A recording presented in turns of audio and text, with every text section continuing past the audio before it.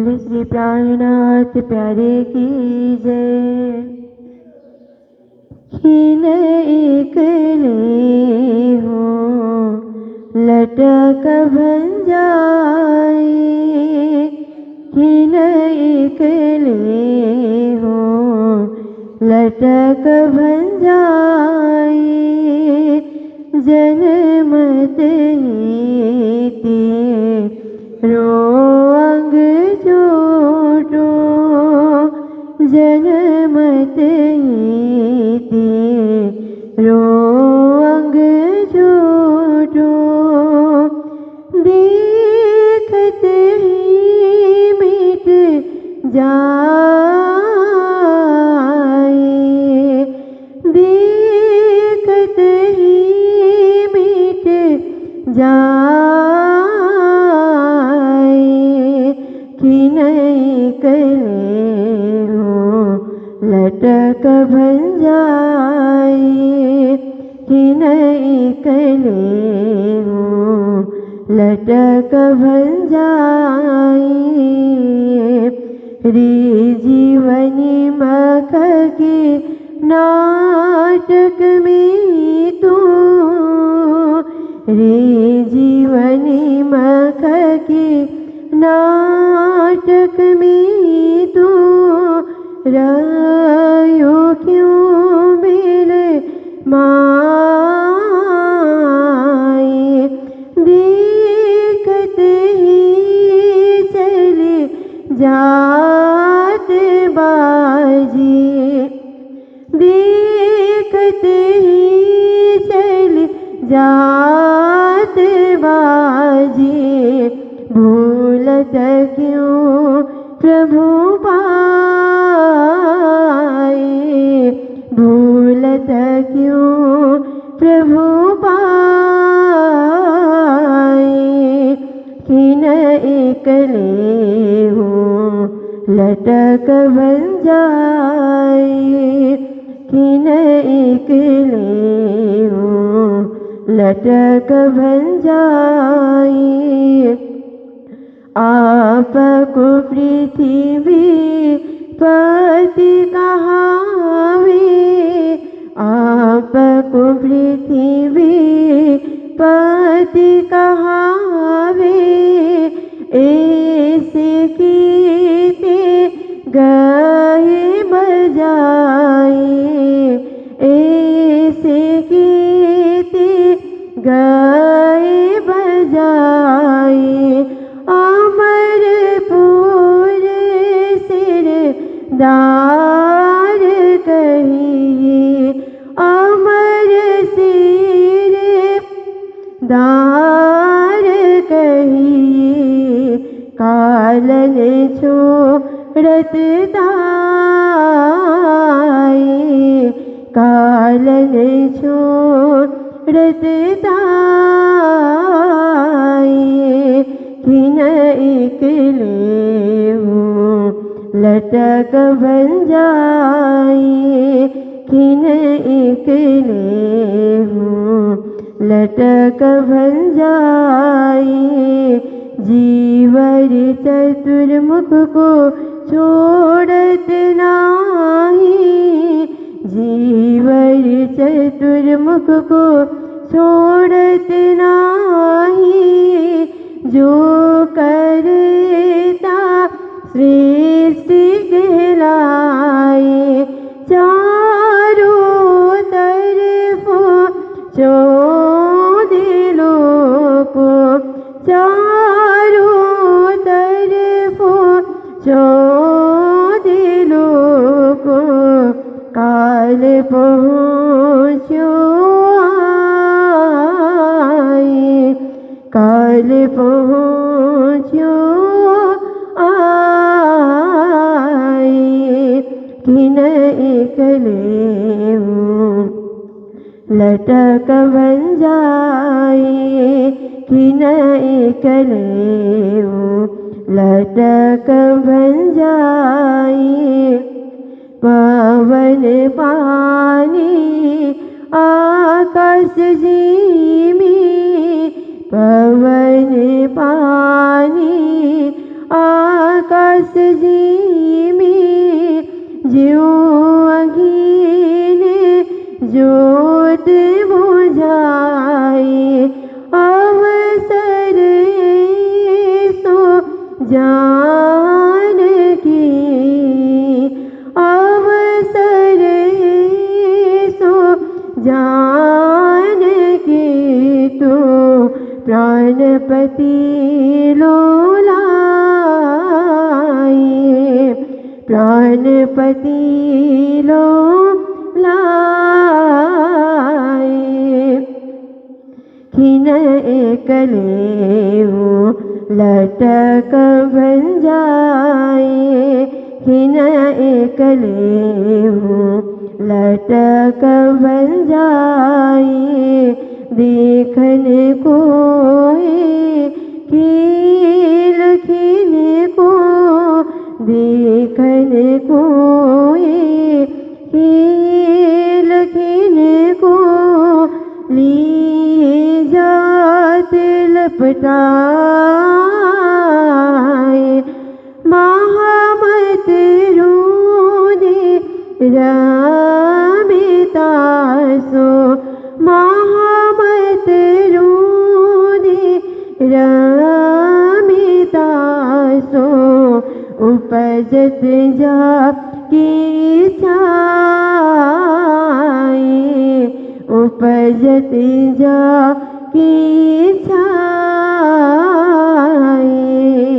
किन एकलेऊ लटक बन जाए किन एकलेऊ लटक बन जाए। बोले श्री प्राणनाथ प्यारे की जय।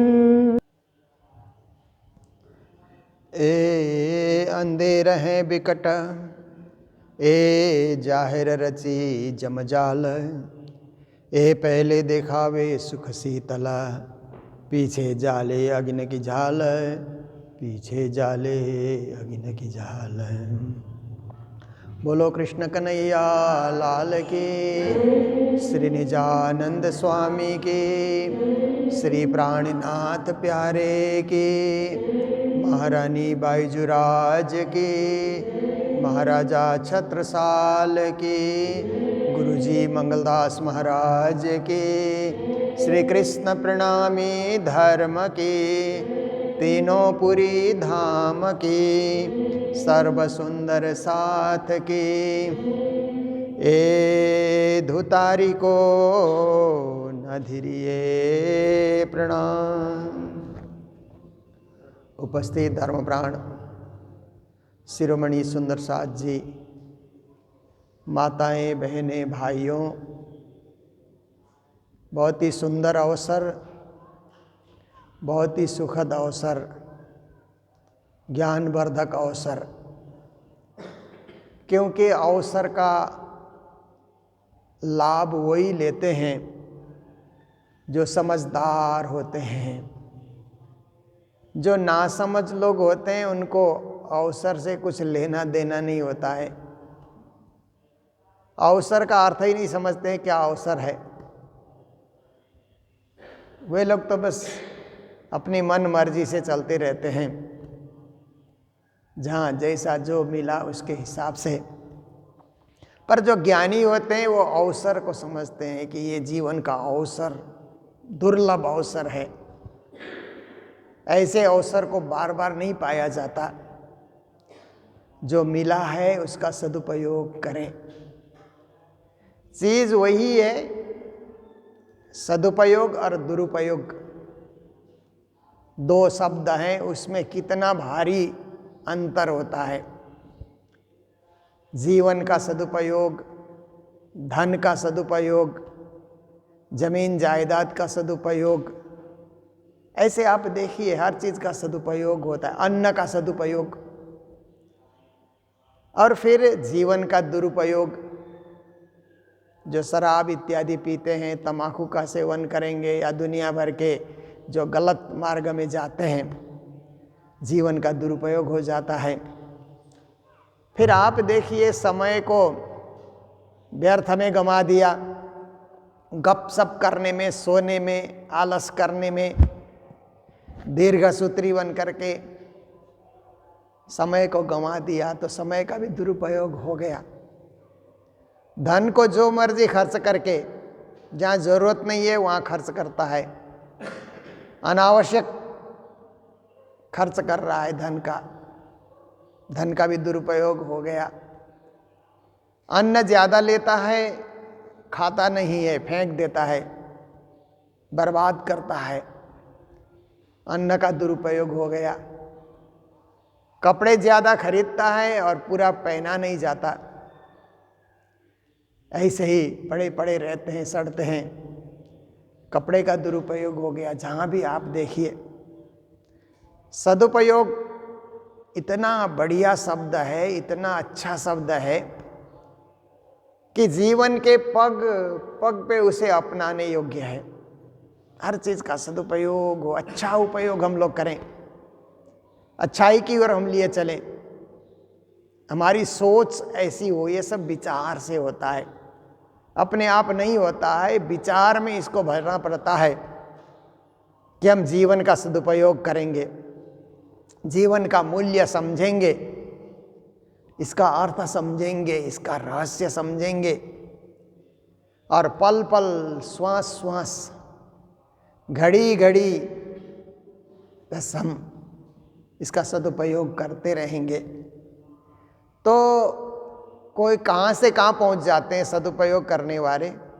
दुरुपयोग करने वाले गिरते गिरते पतन की ओर चले जाते हैं ना, कुछ नहीं रहता है।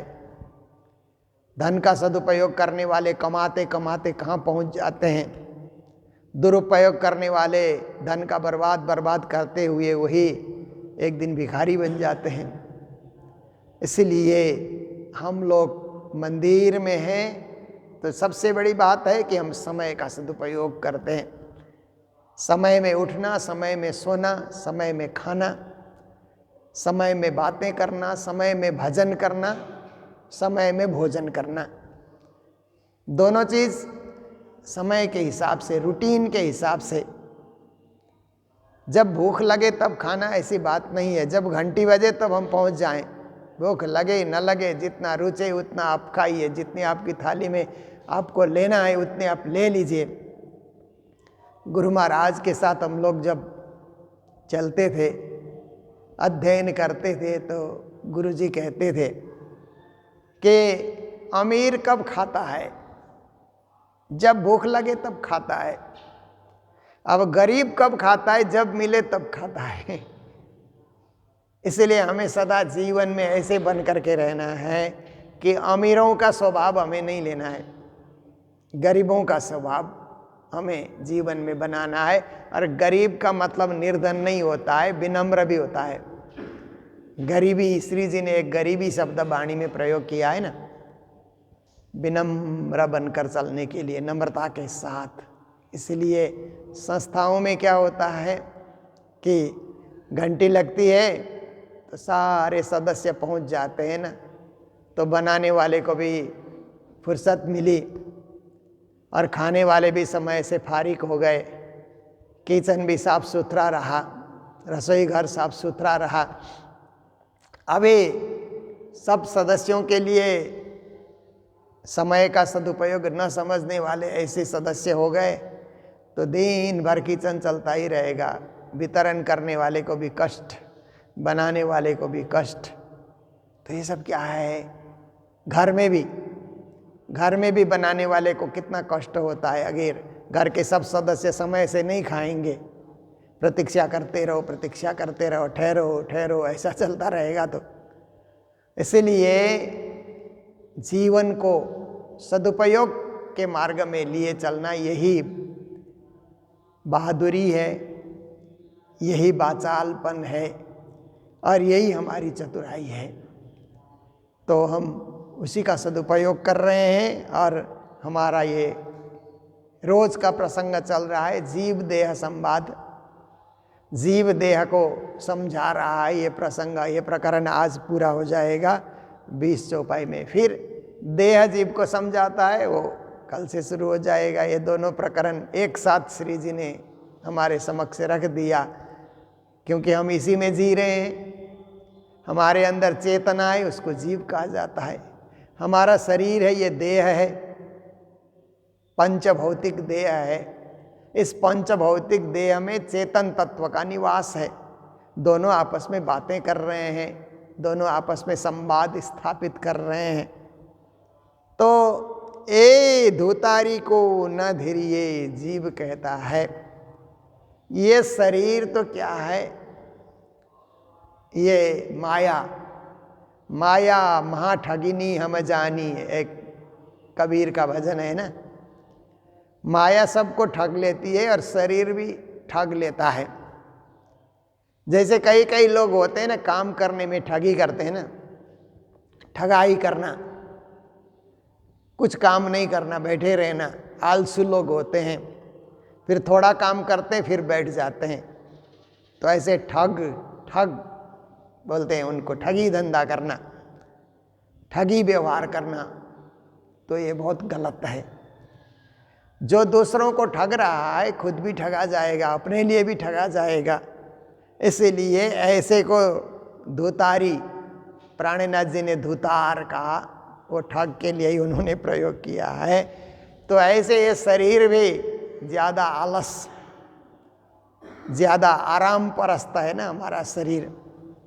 इसीलिए ज़्यादा आराम करते रहेंगे तो खुद ही ठगे जाएंगे। जैसे भोजन के समय में भी आराम करते रहे तो भूखे रह जाएंगे।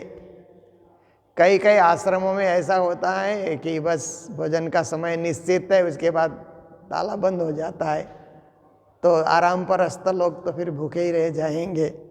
फिर आप देखिए कि शरीर को गुरु महाराज ने मंगल सूक्ति में बढ़िया बढ़िया सूक्ति है, जीवन में काम आने वाली सूक्तियाँ, मंगल सूक्ति की एक एक सूक्ति को हम लोग पढ़ें तो हर सूक्ति जीवन में काम आने वाली सूक्तियाँ हैं।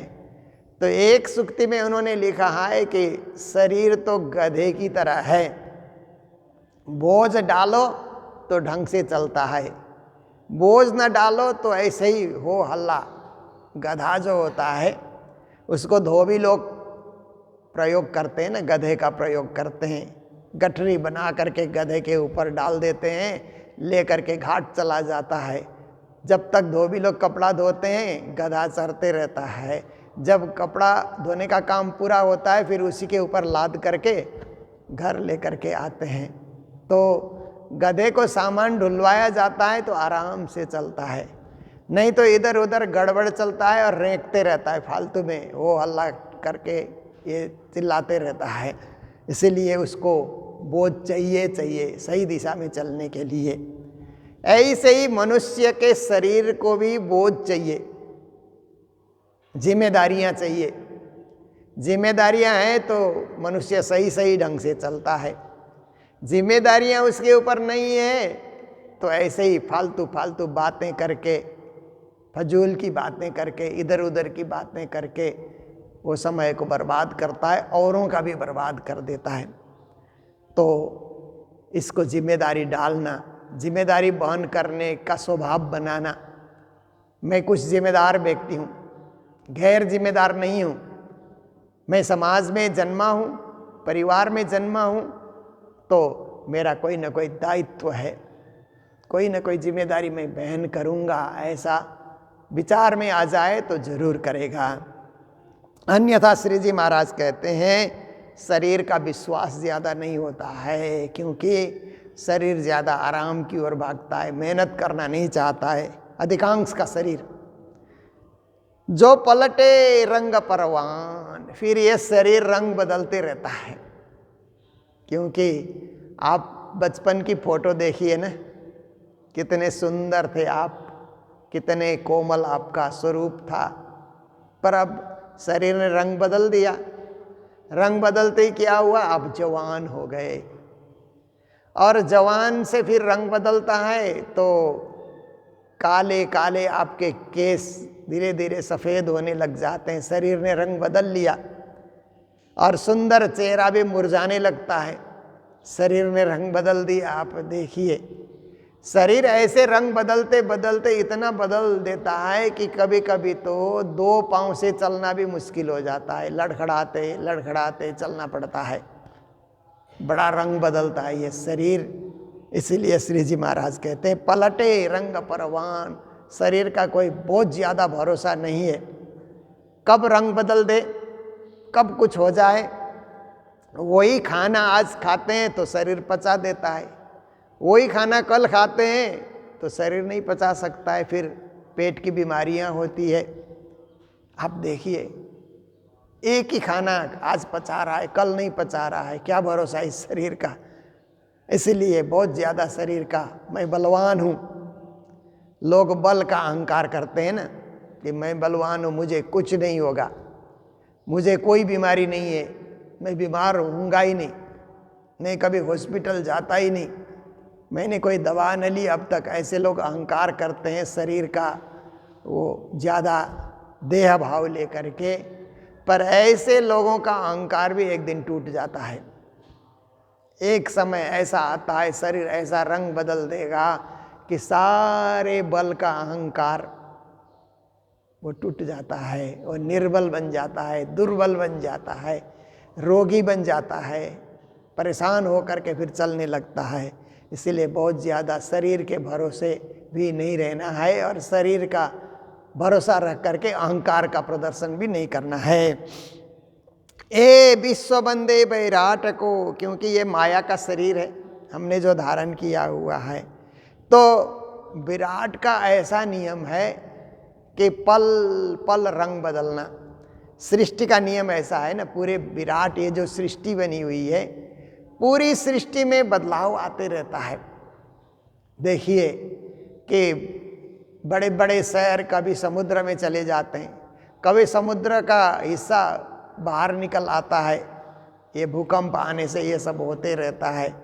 फिर आप देखिए कि बड़े बड़े जंगल हैं, कभी कट जाते हैं, शहर बस जाता है वहाँ पर, कभी कभी शहर उजड़ जाते हैं। ऐसी भी स्थिति होती है कि कई शहर कई गांव उजड़ जाते हैं वहाँ पर, फिर वहाँ जंगल हो जाता है। ये परिवर्तन है, सृष्टि का परिवर्तन। सृष्टि के हर चीज़ के साथ परिवर्तन होता है। तो जो माया ने विश्व को बांध रखा है, जो विश्व का नियम है वही शरीर का भी नियम है। सो भी निगल से निर्वाण। इसलिए सृष्टि में जो कुछ भी चीज़ बनती है, एक दिन काल उनको खा जाता है, काल निगलता है। काल सबके पीछे घूम रहा है, कब निगल जाएगा, कब खा जाएगा, कब भस्म करेगा, कब हमारा अंत होगा, कुछ भरोसा नहीं है। तो जब तक सही है तभी धर्म करना है, पुण्य करना है, सत्कर्म करना है, सत्संग करना है, कल का कोई भरोसा नहीं है।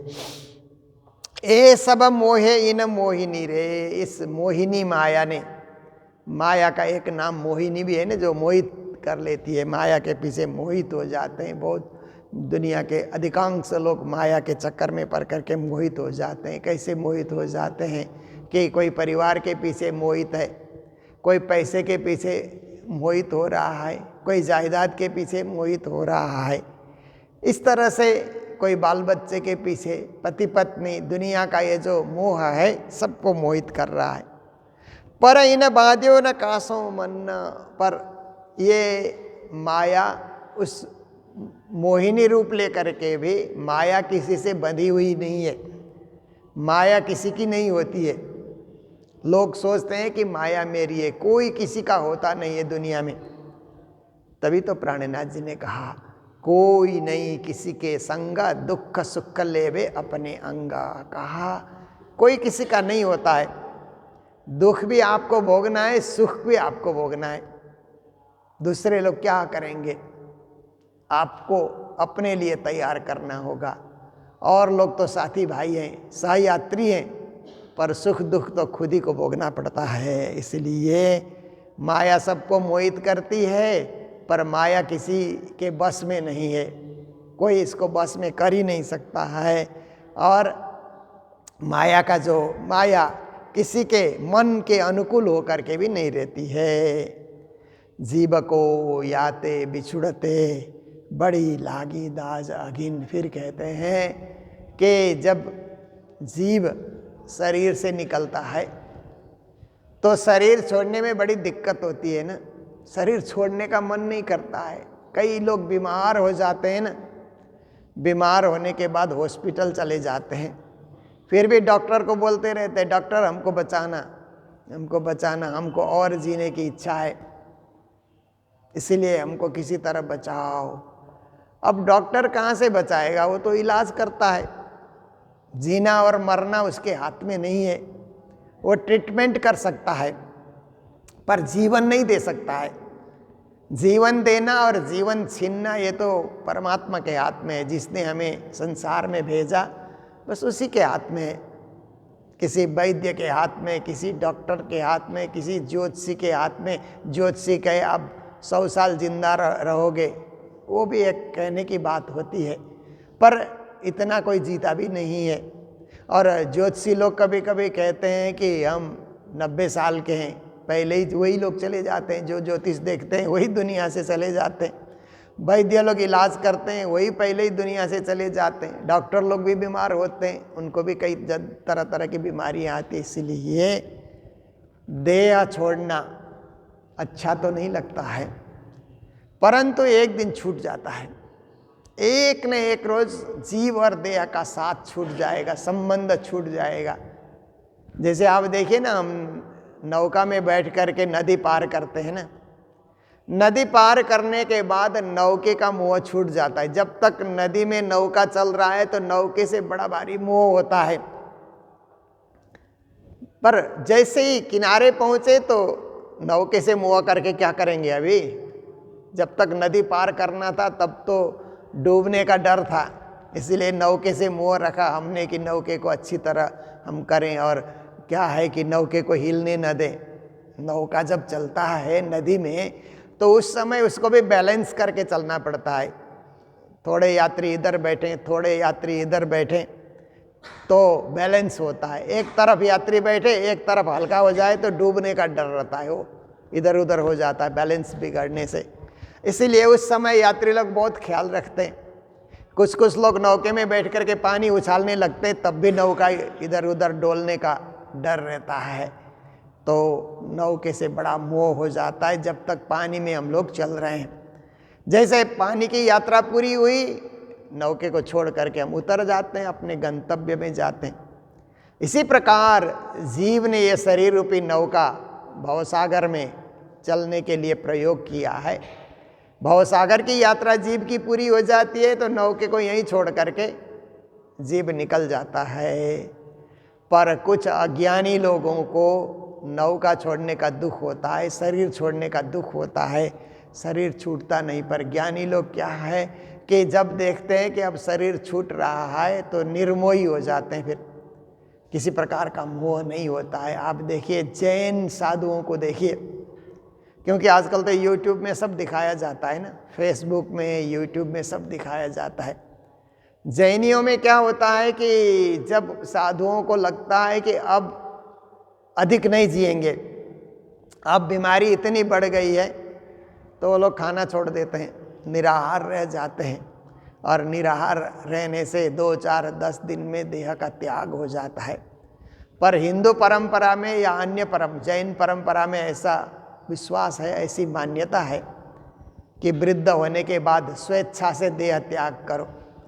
पर हिंदू और अन्य परंपराओं में ऐसी चीज़ नहीं है कि आप जिंदा हैं तो थोड़ा दूध पी करके, थोड़ा रसहार करके या कुछ भी करके, जब तक प्राण है तो तब तक अपने मन से इसको न छोड़ो। जब ऊपर वाले का आदेश होगा तब तो छोड़ना ही होगा, पर अपने मन से आपको नहीं छोड़ना है। इसीलिए अंतिम घड़ी तक भी कुछ रसाहार कुछ चम्मच से उसको दिया जाता है, गला न सूखे इसके लिए पानी पिलाया जाता है। पर जो भी है, जैसी भी विधियां हैं, एक न एक रोज ये शरीर छूट जाने वाला है। इसलिए जीव को उस समय दुखी नहीं होना है। अज्ञानी जीव दुखी होता है शरीर छोड़ते हुए, ज्ञानी जीव को सब कुछ पता है, ये तो एक दिन छूटना ही छूटना है, ये तो खेल है, इसलिए आराम से वो छोड़ देता है। बड़ी लागी दाज अगिन, संसार को छोड़ते हुए चिंता रूपी अग्नि सताए कि मेरा संसार छूटा, मेरा धन छूटा, मेरा घर छूटा, मेरा परिवार छूटा, तो वो परम धाम नहीं जाएगा। फिर प्रेत बन करके, भूत बन करके चक्कर काटता रहेगा। कहाँ उसका धन है, कौन चोरी कर रहा है, बेटों ने क्या किया। और बेटे लोग ऐसे होते हैं कि जब तक बाप है ठीक है, फिर बाप जाने के बाद बैंक से भी बाप का नाम मिटा देंगे कि हर जगह से बाप का निकाल के अपना धन बना लेते हैं। तो बाप तो ऊपर प्रेत बन करके देखता रहेगा, अरे मेरे नाम से तो कुछ भी नहीं रखा, मेरा हिस्सा ही कुछ बचा ही नहीं, मैंने जीवन भर जिसको मेरा मेरा कहा, मेरा क्या हुआ। अब तो मेरे पास शरीर भी नहीं है, मैं तो केवल हवा के रूप में, प्रेत के रूप में जी रहा हूँ। इसलिए ज्ञान की जरूरत है कि जब तक जी रहे हैं ठीक है, घर है, संसार है, धन है, माया है, परिवार है, पर जब जाना है तो किसी से मोह नहीं होना चाहिए, ताकि हमको प्रेत भूत बनना पड़े, उसके लिए बार बार जन्म धारण करना पड़े। ऐसी नहीं है। हमने देखा, उपयोग किया, उपभोग किया, अब हमें राज्य के चरणों में जाना है। अब हमें के कहीं का हमारा स्नेह है तो राज्य के चरणों का स्नेह है। संसार का कोई मोह हमको बांध नहीं सकता, क्योंकि हमारी भक्ति, हमारा विश्वास तार करके हमें वो दिव्य परमधाम में लेकर के जाएगा। ऐसा हमारे मन में पूर्णता आ जाए, पूर्ण विश्वास आ जाए, पूर्ण भक्ति हम प्रतिपालन करने लग जाएं, तो फिर जीव देह के बीच में जो रिलेशन है, रिश्ता है, वो अपने आप ही भंग हो जाएगा और अपने आप ही अपने अपने क्षेत्र में कार्यरत होंगे। शरीर भस्म हो जाएगा और जीव निकल करके अपने दिव्य परमधाम की ओर चला जाएगा। तो ये प्रसंग जीव देह का संवाद, ये 20 चौपाई का मैं कई दिन से चला रहा था, क्योंकि बीच बीच में मेले आ जाते हैं, तो फिर मेले में जो चर्चा होती है, सामूहिक चर्चा, वही ऑनलाइन श्रोताओं के लिए रख देते हैं, क्योंकि उनको मेला भी देखने का मौका मिलता है। जहाँ जहाँ मेले होते हैं, अभी हम लोगों ने मूल मंदिर बाजार का मेला दिखाया, फिर हरिद्वार का मेला दिखाया, कुछ दृश्य दिल्ली का भी हम लोगों ने दिखाया। अब कालिम्पोंग का हम लोग, फिर गुरु जी की तिथि आएगी तो फिर मेला हम लोग दिखाएंगे। अभी अब रंगशाली पीताम्बर पीठ धाम का मेला आ रहा है, वो भी दिखाएंगे। फिर ईटहरी मुक्ति धाम का मेला आ रहा है रामनवमी के समय में, वो भी हम लोग दिखाएंगे ऑनलाइन। और जब मेला नहीं होता है तो चर्चा का प्रसंग जो धीरे धीरे हम चलाते जा रहे हैं, वही चौपाई को आगे बढ़ाते रहते हैं। तो ये प्रकरण यहाँ पूरा हुआ। अब देह की तरफ को जवाब, देह अब जीव को जवाब देता है, वो प्रसंग चौपाई कल से हम शुरू करेंगे। तो आज के दिन ये 9 अप्रैल का जो दिन है, ये हिंदू कैलेंडर के हिसाब से नया साल शुरू होता है। ऐसे हिंदू कैलेंडर के हिसाब से ये चैत्र शुक्ल प्रतिपदा से भी नया वर्ष शुरू होता है।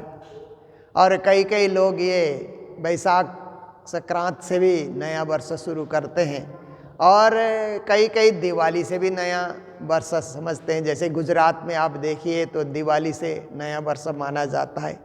अन्य प्रांतों में आप लोग देखते हैं तो गुड्डी पड़वा करके ये महाराष्ट्र में इन्हीं दिनों को नया साल के रूप में लिया जाता है। आसाम में जाएंगे तो बिहू पर्व करके नया साल इसी से लिया जाता है। विक्रमी संवत के हिसाब से नेपाल में आप देखते हैं तो ये बैसाख से बैसाख 1 से गते मानते हैं ना नेपाल में। पंजाबी कैलेंडर में भी गते है, नेपाली कैलेंडर में भी गते है, तो दोनों गते लगभग साथ साथ मिलते जुलते चलते हैं।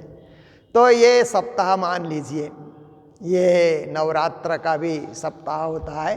तो इसमें आप देखिए कि नया साल शुरू हो जाता है। ये हिंदू परंपरा से विक्रमी संवत के आधार पे या सृष्टि संवत कृष्ण संवत के आधार पे। और हमारे लिए महामती प्राणनाथ जी ने हरिद्वार में जो धर्म का झंडा फहराया, विजयाभिनंदन निष्कलंक बुधावतार की पदवी से विभूषित हुए, तो वो दिन भी हमारे लिए नए साल के रूप में प्रणामी सुंदर साथ के लिए प्रारंभ होता है। तो 347वां साल विजयाभिनंदन का शुरू होता है। विक्रमी 2081 शुरू हो जाता है। तो देखिए कि अभी ग्लोबलाइजेशन का ये युग है ना, वैश्वीकरण कहते हैं, भूमंडलीकरण भी कहते हैं। इस हिसाब से अंग्रेजी तारीख को भी हम लोग मान करके चलते हैं, क्योंकि भारत के सारे जो भी दस्तावेज लिखे जाते हैं तो अंग्रेज़ों ने जब से राज किया तो अंग्रेजी तारीख लिखने की परंपरा चली, और देश विदेश भ्रमण करना पड़ता है तो तारीख के हिसाब से ही टिकट आपकी बुकिंग हो जाती है और उस तारीख के हिसाब से आपको जाना पड़ता है। तो ये तारीख को ईस्वी संवत कहा जाता है। एक है विक्रमी संवत और एक है ईस्वी संवत। तो ईस्वी संवत इसको इसलिए कहा गया, ईसाई लोगों ने इसको एडप्ट किया इस संवत को। ऐसे संवत बनाने वाला तो और ही नया व्यक्ति था, परंतु ईसाई लोगों ने इसको पसंद किया। अन्यथा ईसा से ये संवत शुरू हुआ ऐसा हम सोचते हैं। तो ये जो दिसंबर में क्रिसमस का टाइम आता है वो तो 24 और 25 दिसंबर को आता है, तो ये तारीख शुरू होता है उसके 6 दिन के बाद। तो ईसा के जन्म से तो फिर 25 से ही ये तारीख शुरू हो जाना चाहिए था, नहीं हुआ। उसके बाद तो जनवरी 1 तारीख से शुरू होता है, इसीलिए ईसा के जन्म से भी मैच नहीं करता है। ईसा की जो मृत्यु हुई, डेथ, वो अब गुड फ्राइडे अभी चला गया अप्रैल के महीने में, तो डेथ से भी मैचिंग नहीं करता है, जन्म से भी मैचिंग नहीं करता है। तो ईस्वी संवत कैसे हुआ फिर? इसलिए इसको ईस्वी संवत कहा जाता है। एडी करके लिखा जाता है ना, आफ्टर डेथ। ईसा के डेथ के बाद ये संवत शुरू हुआ। तो अप्रैल में डेथ हुआ, संवत शुरू हो गया जनवरी से। ये भी लॉजिकल नहीं हुआ, तर्कपूर्ण नहीं हुआ। तो इसको यही माना जाएगा कि ये संवत को ईसाई लोगों ने एडप्ट कर लिया, स्वीकार कर लिया कि ये ईस्वी संवत के रूप में माना जाएगा। और ईसाई लोगों ने विश्व में कई देशों में राज किया। अमेरिका में राज किया, कनाडा में राज किया, साउथ अफ्रीका में राज किया, नॉर्थ अफ्रीका में कई देशों में राज किया, भारत में राज किया, ऑस्ट्रेलिया में राज किया, न्यूजीलैंड में राज किया। ये इंग्लैंड के जो ईसाई लोग थे उन्होंने विश्व के कई देशों में राज किया। तो उन्होंने उस संवत को, जैसे मुस्लिम लोग राज करते थे तो हिजरी संवत चलाते रहे, पर मुस्लिम राज चला गया, ईसाई राज आया तो ये अंग्रेजी संवत उन्होंने चलाया। तो भारत में अंग्रेजी संवत भी चल पड़ा। पर आज क्या हो गया कि ग्लोबलाइजेशन का युग कहते हैं ना, वैश्वीकरण। वैश्वीकरण के इस युग में जिस चीज़ को विश्वमान्य माना जाता है ना, उसको सबको मान करके चलना पड़ता है। तो ये अंग्रेजी तारीख भी विश्वमान्य बनने के कारण उस हिसाब से हम लोग अब कहीं जाना आना, देश विदेश परिभ्रमण करना, उसकी मान्यता हम लोग रखते हैं। कहीं एग्ज़ाम वगैरह होते हैं, वोट का दिन निश्चित होता है, इलेक्शन का डेट निश्चित होता है, ये इसी तारीख के हिसाब से। पर हम लोग हिंदू हैं, हिंदुस्तान में रहते हैं, इसीलिए क्या है कि ये हिंदू कैलेंडर भी हमारे लिए अत्यंत आदरणीय है, अत्यंत माननीय है, अत्यंत स्वीकार्य है। विक्रमी संवत, राजा विक्रम ने जो विक्रमी संवत प्रारंभ किया तब से ये चला आ रहा है, तो अपने लिए ये भी एक खुशी का विषय है। तो पूरे भारत में और बैसाख 1 गते जब शुरू होता है तो नेपाल में और सारे हिंदू जो देश विदेश में रहते हैं नए साल उत्साह और जोश के साथ मनाते हैं, क्योंकि नया हमें अच्छा लगता है ना। कोई भी नया हमें अच्छा लगता है, नए वस्त्र हमें इतने अच्छे लगते हैं, नए नए कपड़े, नया मकान इतना अच्छा लगता है, नई गाड़ी भी बहुत अच्छी लगती है, नए नए दोस्तों से मिलना भी हमको बहुत अच्छा लगता है, नया खाना भी हमें अच्छा लगता है। हम नए चीज़ को प्रिय मानते हैं ना। हर चीज़ नया अच्छा लगता है, पर एक ही चीज़ पुराना अच्छा लगता है, वो है धर्म। धर्म नया अच्छा नहीं लगता है हम लोगों को, क्योंकि आजकल कई लोग नए नए धर्म का प्रचार करते हैं ना, नाचने गाने का धर्म भी उछलते रहते हैं, हम लोगों को पसंद नहीं आता है। हम लोगों को पुरानी शैली से जो धर्म की पद्धति चली आ रही है उसी पद्धति को हम हृदय से स्वीकार करते हैं। धर्म पुराना अच्छा लगेगा, बाकी हर चीज़ नया नया अच्छा लगता है। तो नया साल आना भी हमारे लिए अच्छा है, शुभ हो।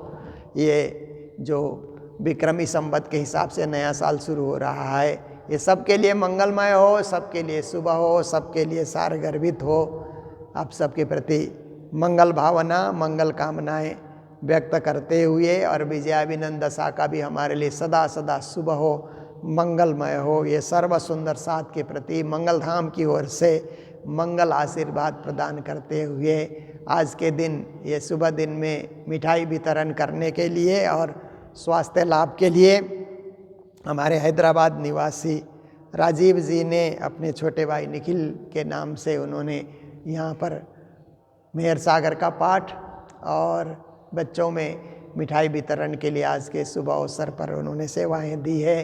तो उनको भी मंगल बधाई देते हुए और निखिल जी को भी मंगल कामना, मंगल भावना व्यक्त करते हुए सपरिवार के प्रति आज की चर्चा को यहीं विराम देने जा रहे हैं।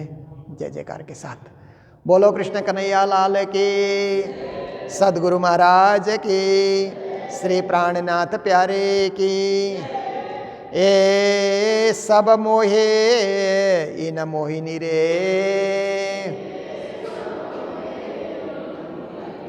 पर इन बाध्यो न का सौमाना।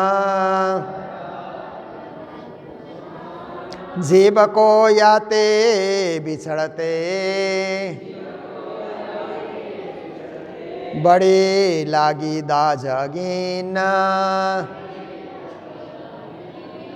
बड़ी लागी दाजगीना। बोलो श्री प्राणनाथ प्यारे की, श्री धाम के धनी की प्रणाम।